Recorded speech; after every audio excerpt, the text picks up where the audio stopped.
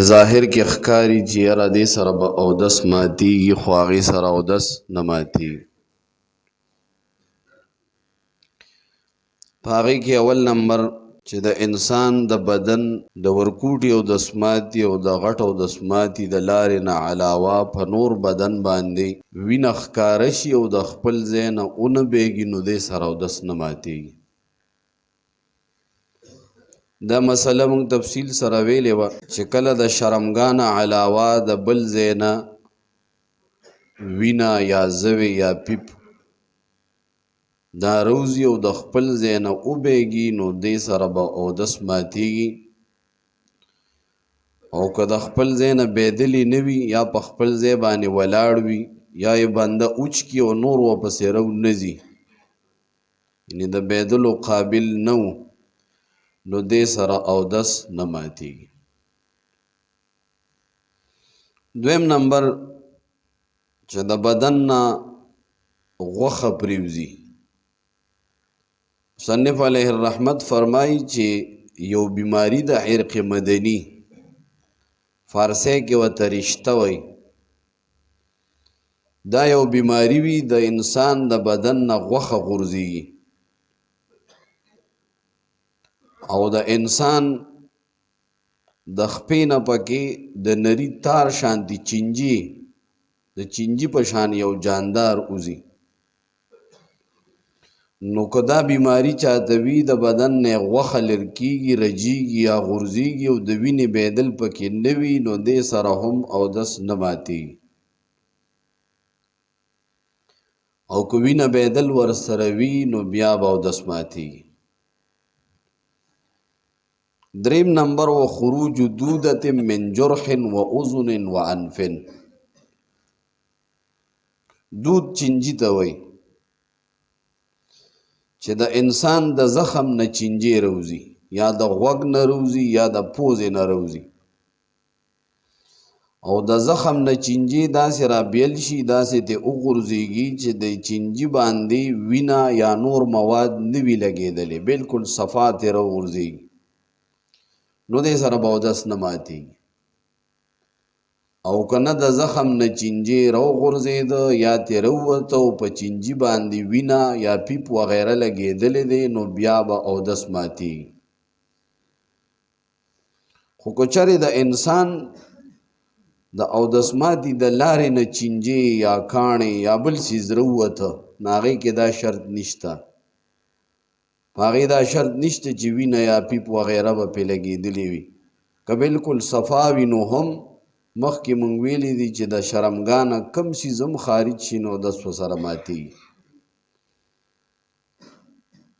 که د انسان مخکې شرمګاه وروستو شرمګاه کاڼې ترې راووته یا بل څیز که ګندګي پې شته او که نشته نو هغې سره به اودس ماتېږي.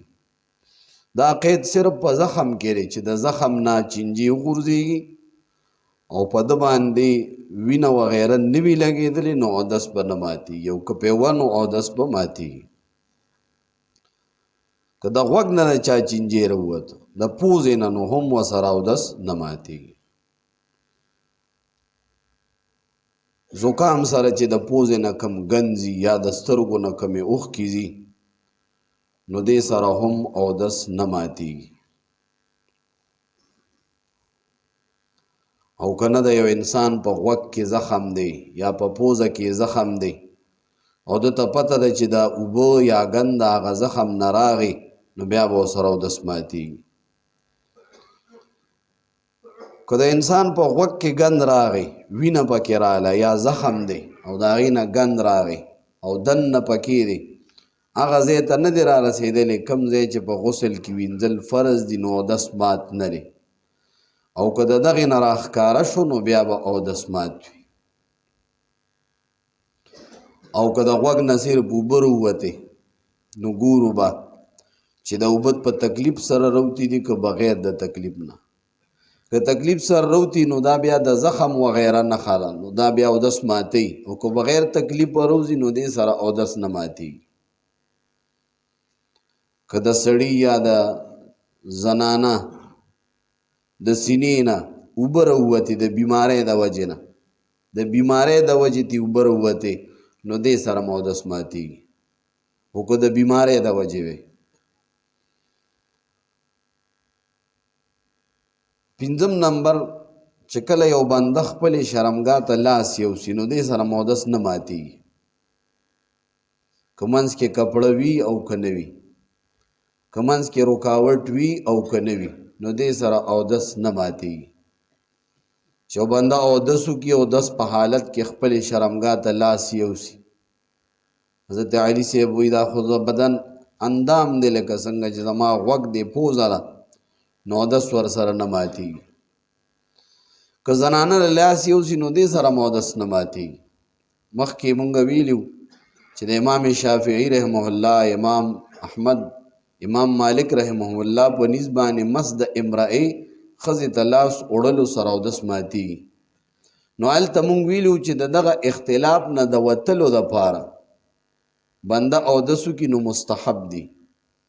خو زمونږ په نسبت باندې زنانه له لاس وړلو سره، ښکلولو سره، داسې ښکلول چې هغه محفوظ وي، هغې کې د مزې وغیره خروج پکې نه وي شوی، نو دې سره اودس نه ماتیږي. پنځم نمبر چې کله یو بنده الټی وکړي او دا الټی په ډکه خوله نه وي نو هم اودس نه ماتیږي. تیر سبب کې مونږ ویلو چې الټی کله په ډکه خوله باندې وي نو دې سره اودس ماتیږي. او ډکې خولې د هغې پیژنګلو دا ده چې بنده یې نشي رامنې کولی، نو دا ډکې خولې الټی دي. که په یو ځل یې په ډکه خوله وکړي او که نه د یو سبب د وجې نه مختلف یو کې تفصیل سره موږ مسله ویلې وه. خو که دا الټۍ د ډکې خولې نه کمې وي نو دې سره اودس نه ماتیږي. که چا د بلغم وقی وکړو نو که په ډکه خوله وي نو دې سره اودس نه ماتیږي. بلغمو سره اودس نه ماتیږي. خو دا بلغم به ګورې هر ځای نه غورځئ، په لاره کې یا په سبیل کې به یې وغورځئ او اوبه پې وانهچئ، خلکو ته زړه خرابېږي. دا ایذای مسلم دی، دا مسلمان ته تکلیف رسول دی. لکه ډیران چې په لاره کې وغورځئ یا ډک اودسماتې په لاره کې وغورځئ. نو که چېرته دې وغورځول نو خوره پې واچوه. د جومات کې دغلته دې ځای ته اکثر دا زموږ ملګري وځي او خاخ خاخ دی کې وغورځي دې لاره کې، هغلته سبیل شته هلته یې غورځوئ. که دلته سیډ ته نو خوره پې واچوه. د دې نه منع راغلی ده، دې باندې مسلمان ته تکلیف رسېږي. بعضې داسې طبیعتونه وي هغه چې وویني زړه ورته خرابېږي، نو دا مسلمان ته تکلیف رسول دی، دا حرام دی. ډیران به هم په لاره کې نه غورځئ، خو دا څیزونه به هم بې ځایه نه غورځئ. او نه چې څوک روټۍ ته ناست یې هلته بیا غورځئ. اکثر خلک د روټۍ په ځای کې خوراک په ځای کې او بعضې پخي لاس باندې پوزه پاکوي. دا ټول غلط کارونه دي، صحیح طریقې نه دي.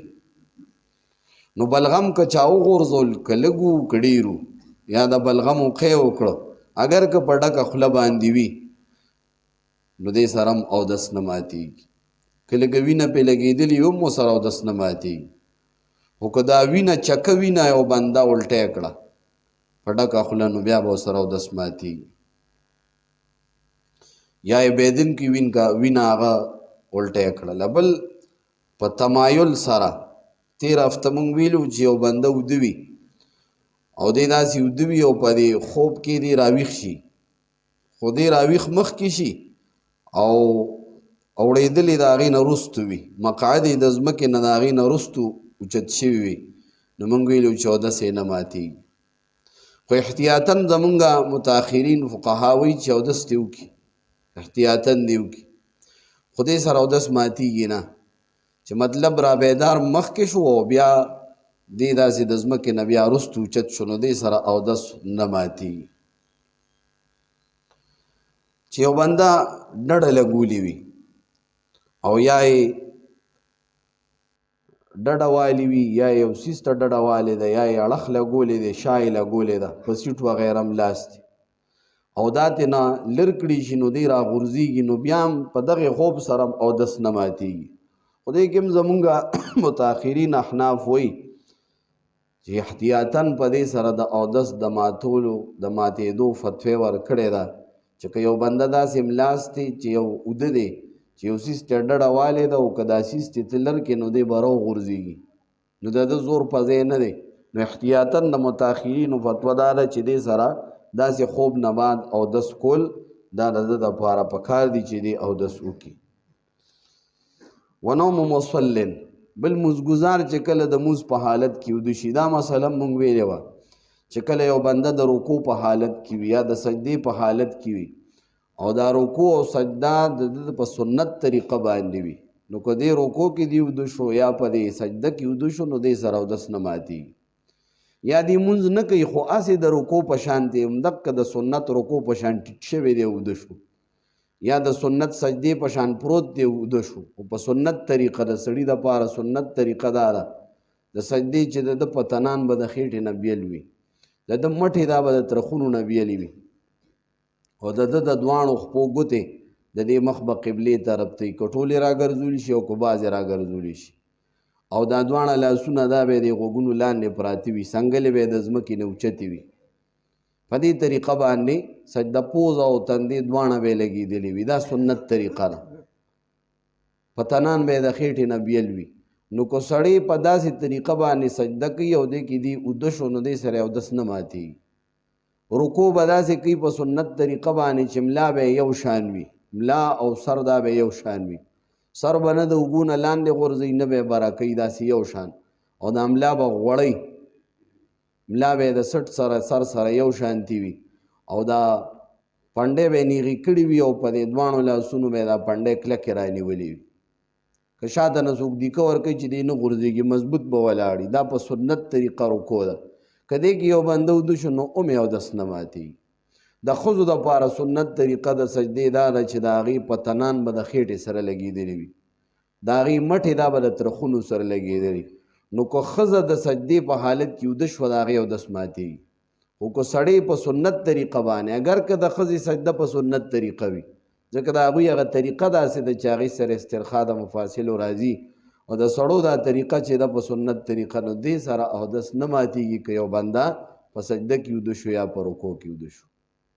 خو که یو سړی بیمار دی او په ملاسته باندې مونځ کوي، چې کله بنده بیمار شي او د ناستې نه وځي په ملاسته باندې مونځ کوي، نو که دې په دې ملاسته باندې وده شو نو اودس به یې مات وي، ځکه خو وده دی ملاس دی ملا یې لګولې ده نو د هغه اودس به ماتېږي په ملاسته باندې. خو او دا صحیح سړي اودس چې دی په رکوع په حالت کې یا سجدې په حالت کې په شرط د دې چې دا رکوع او سجده په سنت طریقه باندې وي، نو که دې کې وده شو نو دې سره د اودس نه ماتېږي. نو دا هغه صورتونه و چې دې سره اودس نه ماتېږي، او بعضې پکې داسې بیان شو چې هغې سره اودس ماتېږي. په دې نه وړاندې 12 څیزونه مخکې ذکر شو چې هغې سره اودس ماتېږي. انشاءالله دې پسې بیا د غسل بیان دی چې غسل په کومو کومو خبرو باندې واجبېږي، د هغې طریقه، د هغې فرایض سنت هغه به وایو انشاءالله. الله دې په خپل دربار کې قبول منظور کړي. الله دې زموږ او ستاسو صحیح پوهه نصیب کړي.